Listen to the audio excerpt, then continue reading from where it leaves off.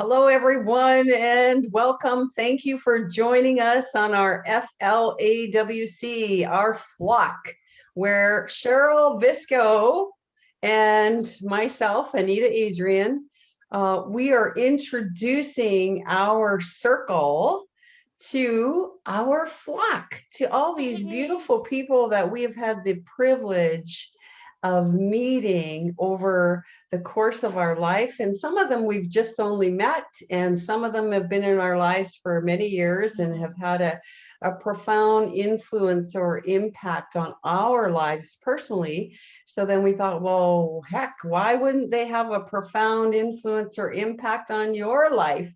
So here we are today with our guest, Kathy Stubbs, all the way from, can I tell them where you're from? Sure. From Anchorage, Alaska. So welcome. Woo. Thank you. Welcome to the room, Kathy. Thank you. Thanks, Anita. Great introduction. I'm super excited. And as Anita mentioned, some of our guests we've known for a long time, and some are fairly new to our circle. We'll just say that circle of influential people. And Kathy is definitely in the newer aspect of my influential circle. I met Kathy over the last 18 months, I guess, through the Channelers Academy that we're both members of. And we became practice partners. And oh my word, the depth of knowledge of this woman and her healing capabilities are beyond anything I had experienced in the past. She's now a very contributing member of our Power of Eight circle that we do on a weekly basis as well, helping send healing intentional meditations out to whomever we are working with that week. So Kathy, welcome. Thank you so much for saying yes. Oh, it was a delight. Thank you. Yeah. So we typically want to share with our flock, with our circle, a little bit about you and, you know, what got you to this point, all kinds of different aspects that we want to touch on.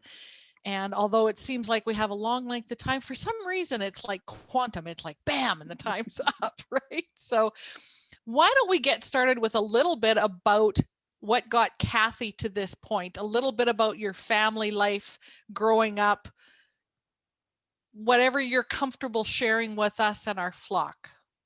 Okay. Well, growing up, I was like the black sheep of the family. Nobody seemed to ever really get me. But in that, I have been growing for my whole life as far as having spirit in my life, not knowing that I had spirit in my life, but now looking back, it was always there. I proceeded to get married. When I married, my husband was in the U.S. Navy, and we ended up in Australia for 2.5 years.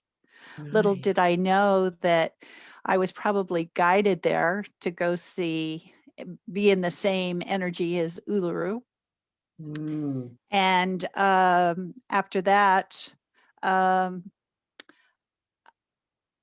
we ended up in Alaska.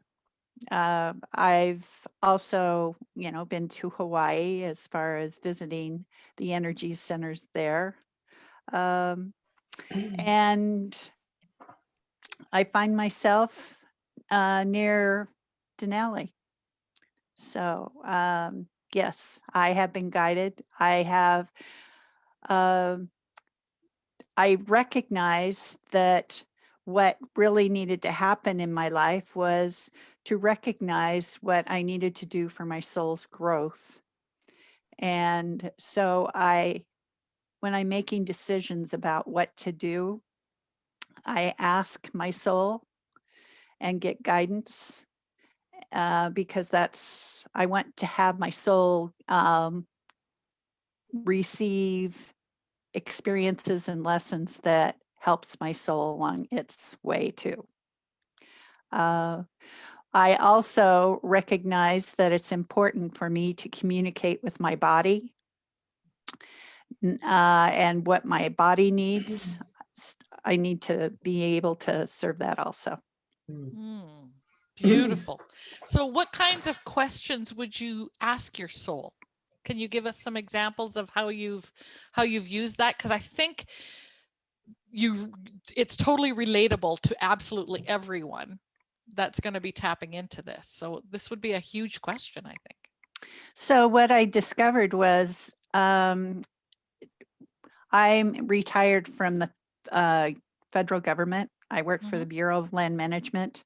And when I turned 50, I asked the universe, there had to be more to my life than working for the Bureau of Land Management.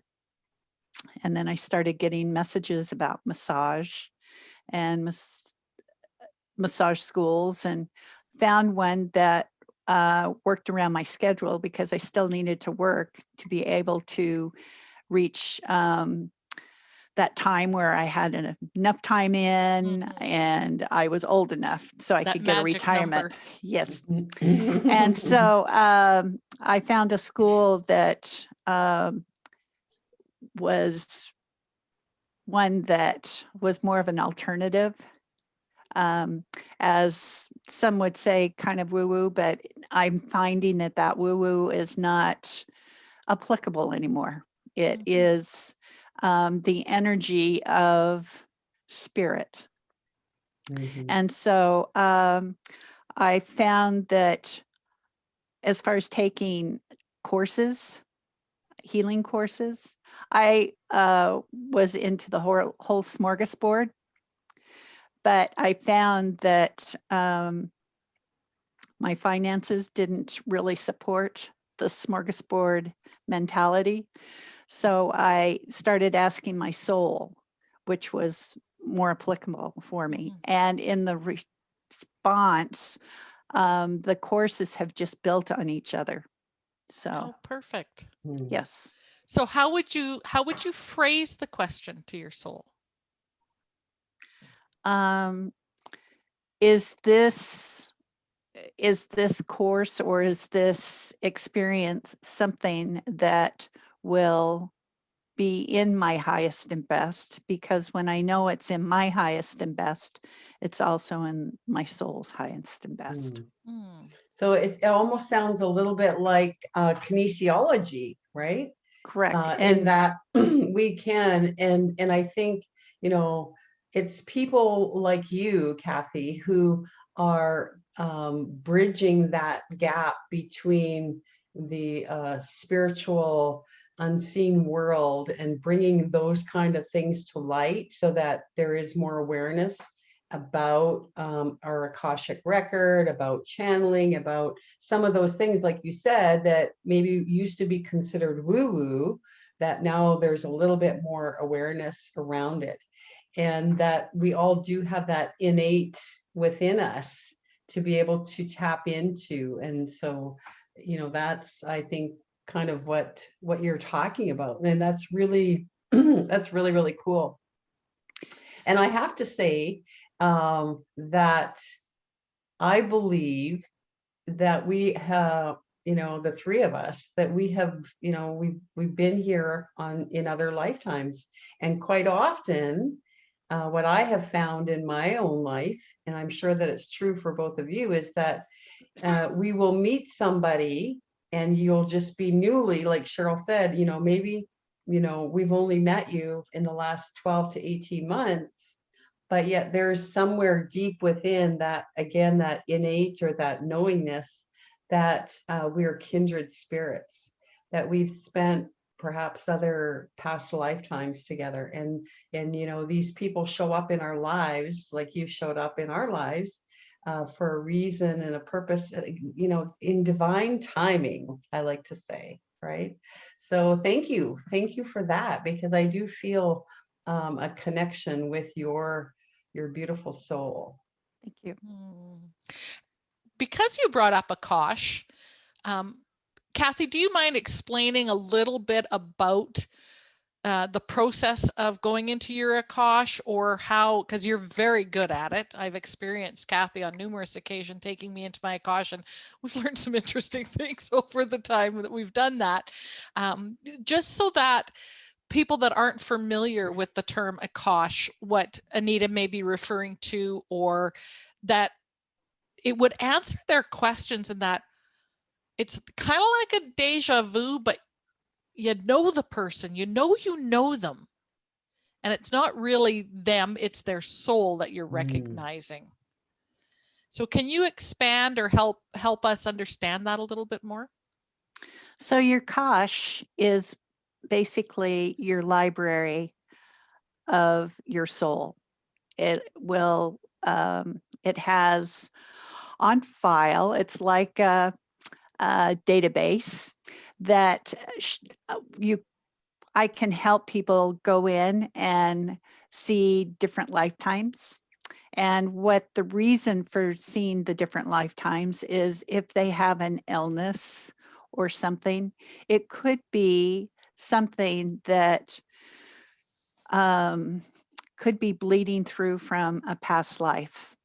And so it is helpful for the individual to see the source so that they may be able to learn something and help with getting over what is disturbing them at the time. So almost like completing or learning the lesson. Is that what I'm understanding? Yes. And it's important in the respect that when we go back to the source and we see the source, we don't have to go to other lifetimes to see where a pattern may be similar, because when we go to the source, it heals everything forward. As so you help people go into their Akash, into their index of past lifetimes, and that's part of what you do now, Kathy? Yes. Yeah, Yes. cool. And it is such that it doesn't take long for the individual to get in, and I stress to them that it is like watching a movie, that my intentions are that they're not getting emotionally involved in what's going on, and that they need to see what they are learning from the experience. And they also have the opportunity to talk to themselves at that point in time, and to allow themselves at that point in time know that they are loved, because I suggest the person it's kind of different, tell themselves that they love them. So it's quite an experience. So have you ever taken, I just had this pop into my head, when you've got groups of people, so for the three of us, for example, because I agree with what Anita said earlier in that we've been in another lifetime together. Can you take groups in to see where they've been together? It not necessarily for a lesson, maybe it is, maybe it's to continue the work they were doing the first time. Is that, so it's not just individual people, but you can take a group of people or something like that? Is that an option as well? Yes, I've had the opportunity on a couple of occasions as far as taking groups. I took the channeling group that we belong to. I took them into the source of where we first met, and it was like it was like in the 1800s or so, and we were in a field. We had come together like for a picnic, because this was our way of being able to get away from our families, whatever, and get together and speak our truth. It was an opportunity for our tribe to get together. Cool. And what was interesting is everybody was seeing the same thing. So yeah, it was a pretty cool experience, that's for sure. So you had mentioned earlier that your husband was in the Navy and you were called to Alaska. So you've chosen, even though he's retired now, Oh, to stay there, or? when we were going to Australia, we had a choice of going to Exmouth, Western Australia, or Adak, Alaska. And it just happened that the housing was available in Exmouth, but it wasn't in Adak. So even though we didn't make it to Alaska at that time, my husband, years after working for the Forest Service, accepted a job with the Forest Service in Anchorage, Alaska. So it was my destiny, or our destiny, to end up in Alaska. Excellent. Very cool. I think sometimes too, it's to anchor that energy, right? So you're there to anchor the energy of the awakening or the raising of the consciousness on the planet. And again, there are, as our friend Lee Carroll often says, there are no coinkydinks. There are no coinkydinks that you're in Alaska. I also practice biogenesis. I don't know if you know about that or not, but it's crystal healings that a woman channeled the process from Atlantos, who is also an ascended master. And I became interested in it. I almost became obsessive when I first heard about it, as far as wanting to be part of it. And what I found was that in doing so, I became an anchoring point in this part of the earth for doing it. Well, now doesn't that just make sense to what you just said, Anita? There you go. Anchoring in Anchorage. Gotta love it. Gotta love it. So what do you think, Kathy, was the catalyst that led you on your spiritual journey? Was there a particular experience, or was it gradual, or can you pinpoint something that just went, that's the direction I'm headed? I had some introduction. Well, I've probably had introduction all along, but the one that stood out the most is when, after we left Australia, we moved to Fort Collins, Colorado, and I became friends with people that had an interest in astrology and into the spirit world, into angels and whatever, which I hadn't felt like I'd really been exposed to. But when I lived in Australia, I was drawn to the indigenous art, and with that symbolism, there was a draw to it. And so I would say that, not acknowledging it at the time, but that had some influence too. Interesting. So from what I understand, Colorado and that Fort Collins area is active, shall we say, with extraterrestrial. Yes. Is that, in your experience, correct? What I discovered is that starting in Wyoming, the Front Range coming down is the indigenous, the Native Americans felt that the mother was in the Wyoming, and then coming down in through Colorado, down by Colorado Springs, there's a place called Castle Rock, and that's where the father God or whatever coming through. And I just felt the energy the energy of a shift of energy depending on where I was going in those areas. And I did track UFO sightings as far as where they were coming out of Estes Park, and there were suggestions that they would hover over the airport in Denver.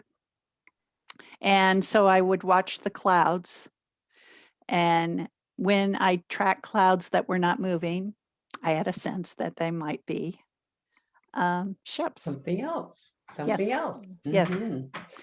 Yeah, that's, and that's that whole thing is, that's new awareness, I think. That's something that's just coming to light again. A lot about, we've all heard about UFOs in the past or whatever, but I think the people's beliefs around them maybe are now starting to shift a little bit. There's definitely some more and more connection coming to light about, more experiences coming out as right. well. Yeah, and that they are in fact, yeah, it's real, people.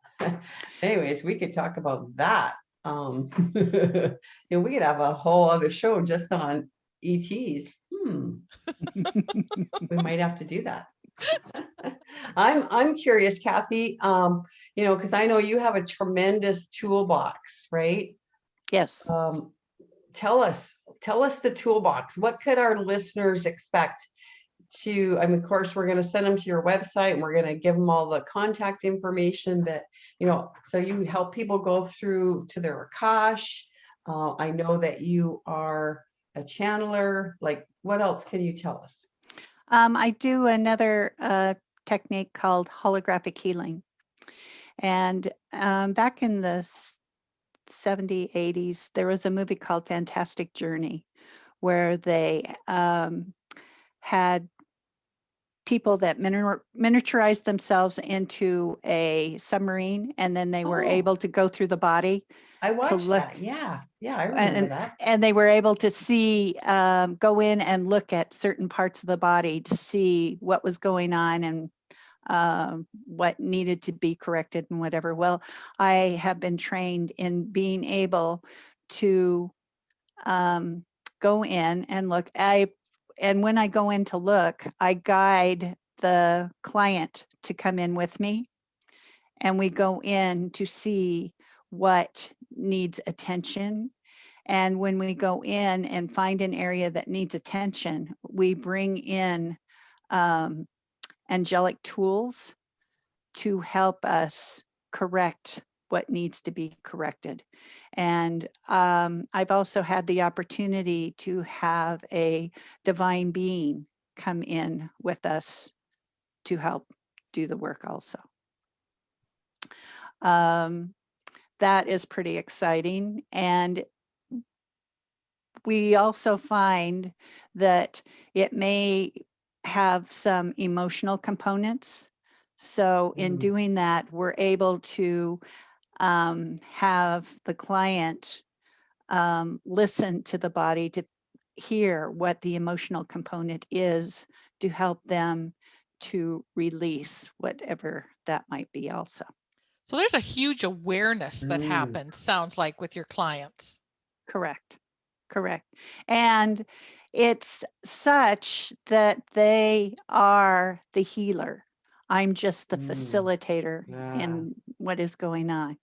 I think that's so important for people to realize that they're actually the ones healing themselves when you're expertly guided.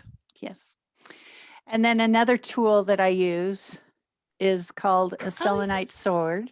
I have one too. And this assists in doing some deep cleaning, some healing, some awarenesses come by the use of the sword.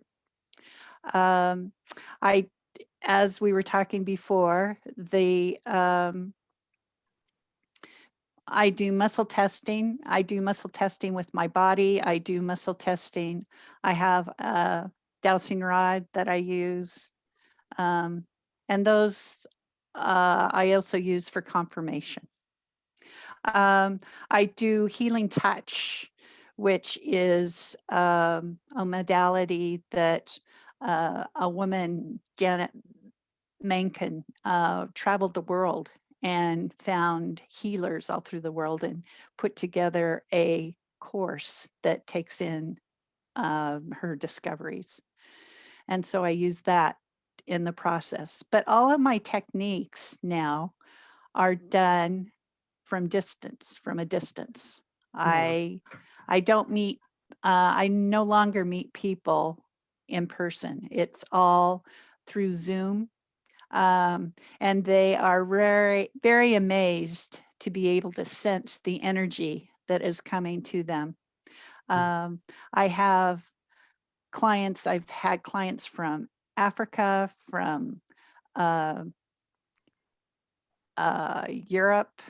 I now have one in India that I've worked on. Nice. I've had clients in Canada. Yay, Canada. So, it's not something that I'm limited to as far as where I can reach people to give them a treatment. That's wonderful. So what is your website? Like, how can people reach out to you, Kathy? Okay, it's called Jermeil.com. JEREMEIL.com.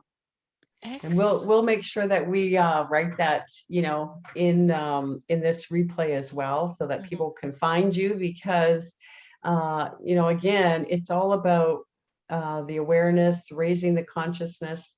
And so when we have people in our flock, such as you, with amazing gifts and talent, and I think even more so than that is, your compassionate heart and your willingness to help other people, to elevate them to a state of emotional excellence with their emotional body or their physical body and their spiritual body. I think you really envelop all three of those aspects. And so I thank you from my heart for your service. And I'm thrilled that we're able to introduce you to our flock.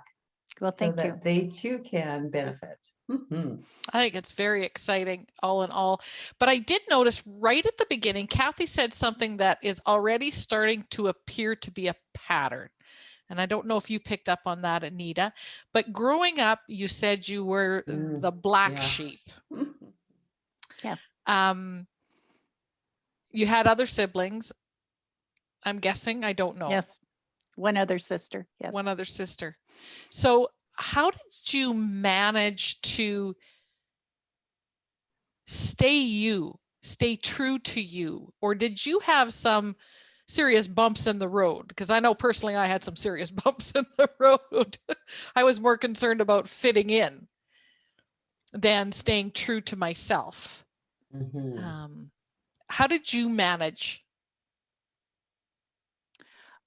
I guess I had such a strong sense of who I was. I've had the opportunity to learn discernment early, to know what is appropriate to say at certain times. Like, I wish I would have known muscle testing a lot sooner in my life. It would have made my life a little more easier. But I do, in looking back, I probably was at a higher vibration than the rest of my family. And they just didn't know, they didn't get it. They didn't get why they felt different around me. And